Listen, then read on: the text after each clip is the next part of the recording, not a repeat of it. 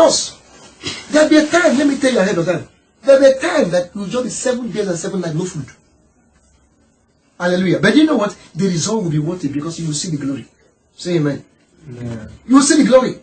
There is nobody that is ready to follow Jesus with everything. Jesus said, he that followeth me, that want to follow me, say, 2 things must be done. Mm-hmm. He must deny himself. Mm-hmm. And he must pick up the cross and follow me.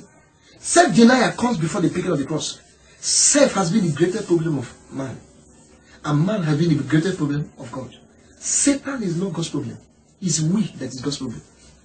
Because man is the only person God gives the power of will to choose what he wants to be done in his life. So God said, this is what I want to be done in life. You can say, no, I don't want. This is what I want to choose. I don't want to be a Christian. And God will say, okay, I'm okay with that.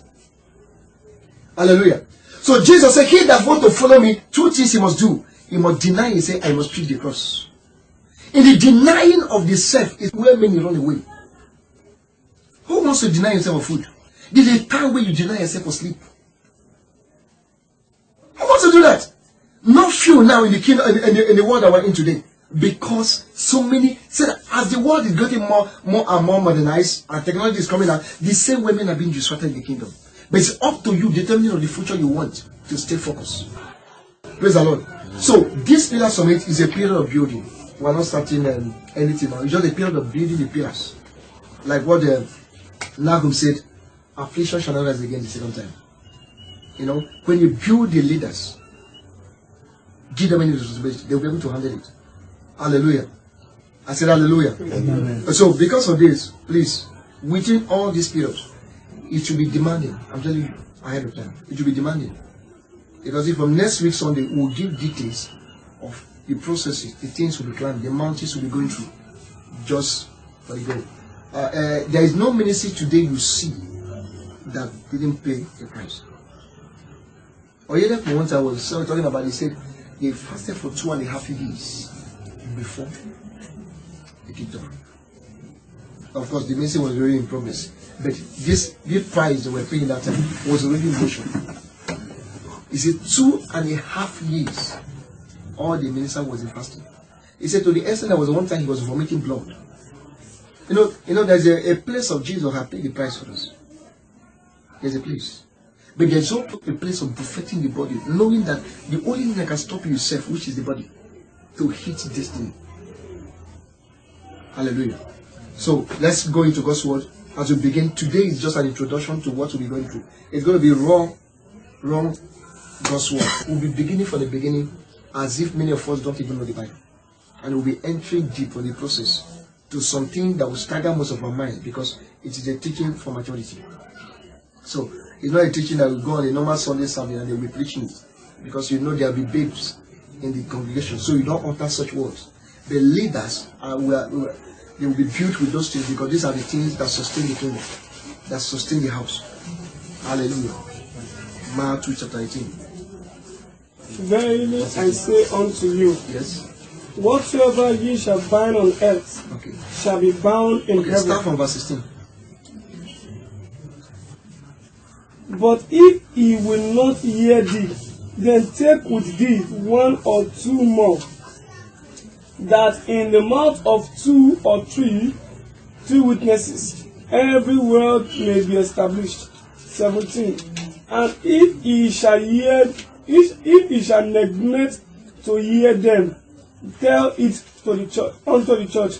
But if he neglect to hear the church, let him be unto thee as an acting man and a publican.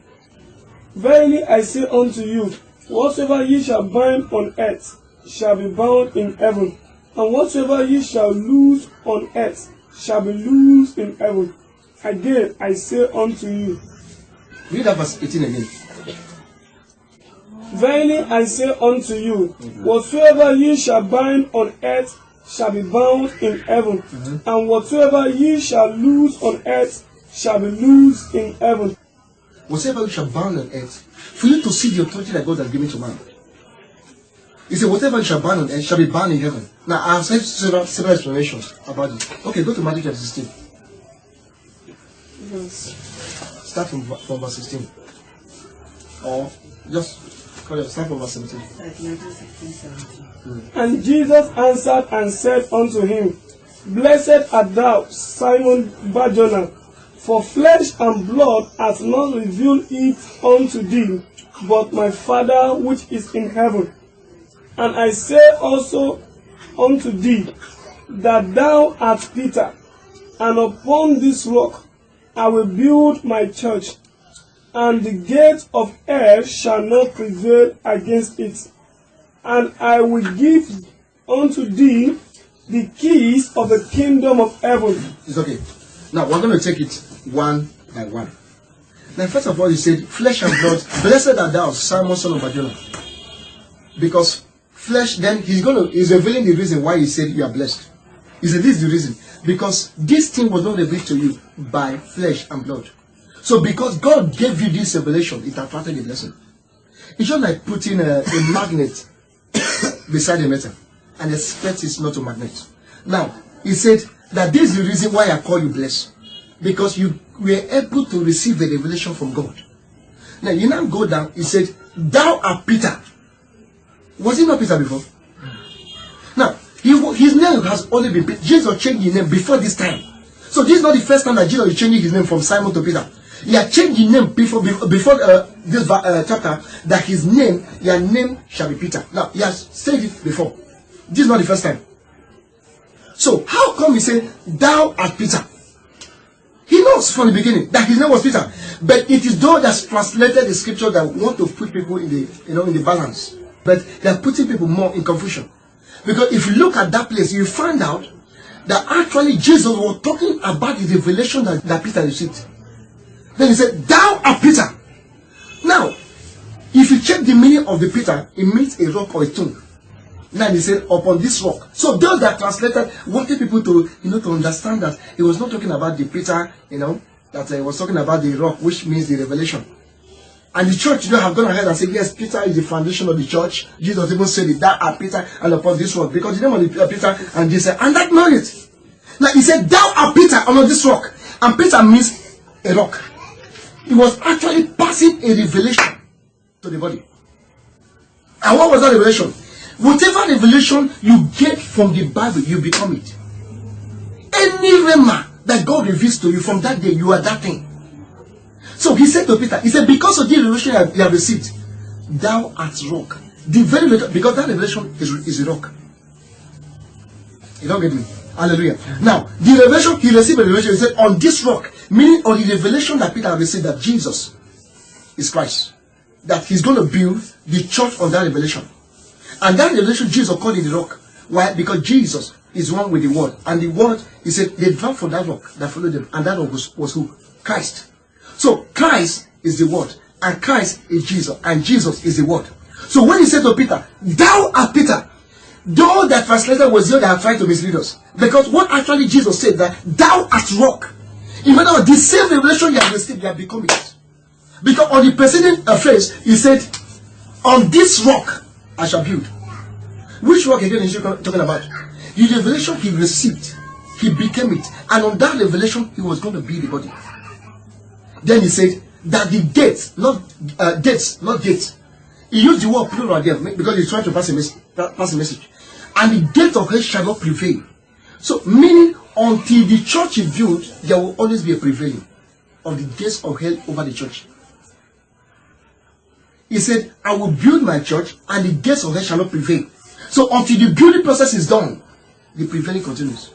That is why people are suffering several things all around the world and they say they are born again. But I'm born again now. Why am I going through these things? Why is sickness coming? Why is all this thing happening? This is where it begins. Where is character prevailing, habit prevailing over people? This is where it begins. Why is it that somebody fighting this thing and it seems that thing is not going? This is where it begins. He said, I will build my church and the gate of hell shall not prevail. So if the gate of sickness, disease, lack, want, go up, come down, it prevailing because there is something that they're missing. The building process. Hallelujah. The building process, both in the body of Christ, both outside. Everywhere. When someone can be built, if he can be built in the world, things will just fall up on their own. And this is the reason why many are not giving authority or responsibility. Because if you go to the following verse, read it, verse 18. verse 18. And I said also unto thee, Yes. that thou art Peter, Uh-huh. and upon this rock I will build my church, and the gates of hell shall not prevail against it. Okay, go on. What started it? And And right? Yes. And is a conjunction. He's trying to link what he has said with what he's about to say. Now, because of my building process, this is now what I'm going to do. And I will, go on. And I will give unto thee the keys of the kingdom of heaven. And whatsoever thou shalt bind. Stop. I will give unto you. Now, remember when we read first, it said, whatever you bind on earth shall be bound again, whatever. This is where it begins. Now, it says that after I build my church and the gate of hell shall not prevail, this is the next thing. Because the building process is not done, a giving of authority. Why is it that many in the kingdom exercise more power and dominion more than the rest? This is where the secret lies. God has built them to the stage where He can hand over authority to them. There's a level of authority God can give you: financial authority, marital authority, all area authority, ministerial authority. Why? It depends on your level of building. You know, many are saying, God has not given me this, God has not blessed. But actually, we are the problem. God's children, we are the problem. God is not the problem why His children are not receiving, or why His children are not enjoying life. It's not that God is trying to, I don't want to give them now. It's because they're not come to the stage where you come and then you start enjoying those things. He said, if I can build you, Peter, if I can build my church, I'll be able to hand over authority unto them. Now, the authority handed over to the church is in two phases: spiritually and physically. Legally, authority and power have been handed over to the church. But vitally, you have to qualify for it before you get it. Not by your own holiness. Now, legally, meaning Jesus paid for you. You have nothing to do. Though you are being born again, you have the power. But when the vitality aspect of it becomes material, will be that kind that will be tested all over time and be built through the word. The word have built you to the extent they have become the word, the very word itself. Why did he take this into Peter? Because he had told Peter, he said, you have become that very rock. The very revelation you have received, you have become it. What he was telling to Paul was the revelation which was about to come. That Peter, you have gotten to a state where you have become the very thing you have just said. You and the word has become one. Peter, thou art Peter. The man knows his name is Peter. How come you are telling him? But Peter means the rock. And if you don't understand you, it will be as if it's trying to pass another message. But actually he's telling Peter, you have become this word. This revelation you have received. Because whatever revelation you receive, it becomes you. Becomes you. Because the more you know, the more you become what you know. The more you know, whatever you can know in truth, you become that thing. Praise the Lord. Now, how come God's hand is open to give to His children, but they are lacking it? They are still not enjoying. Now, open to Ephesians chapter 3, verse 20. Ephesians 3.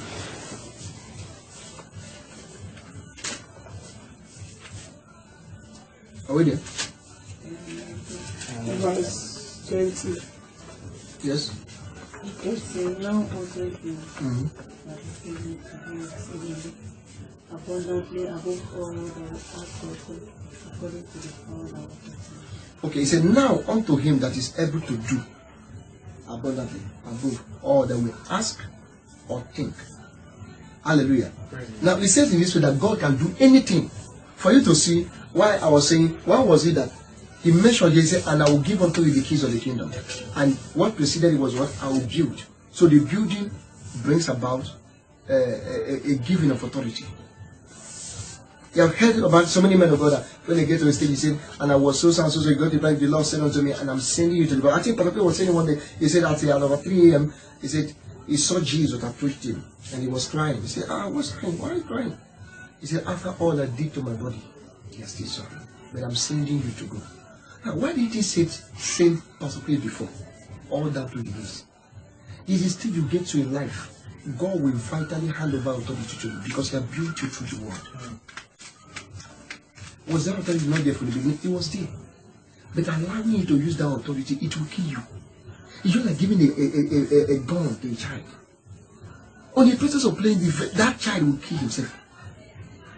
So many are crying in the closet, Father, empower me. Father, the person, all you need is just get to God's word. We expatiate on it. All you need, when it gets to God's word, you will not know, you will not even ask for the power because it has been given.